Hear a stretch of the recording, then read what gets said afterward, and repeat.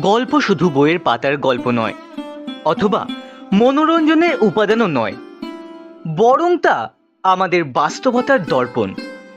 এগুলি আমাদের জীবনে চলার পথে অভিজ্ঞতার ছাপ হিসেবে থেকে যায়। তাই নিজের অভিজ্ঞতা দিয়ে ভাবি প্রজন্মকে উৎসাহিত করার দায়িত্ব আমাদেরই উপর থাকে। যে গল্প শেষ হলে মানুষের মনের ভাবনা বিকশিত হতে শুরু করে, গল্পের আড্ডাখানা সেই পথেই এগোতে চাইছে। সে গল্প অতীতের হোক কিংবা বর্তমানের, সব কিছুই স্থান পাবে আমাদের এই ভাবনায়। তাই নৈতিকতার আলোয় নিজেদের আলোকিত করতে সকল শ্রোতা বন্ধুদের এই উদ্যোগে স্বাগত জানানো হচ্ছে।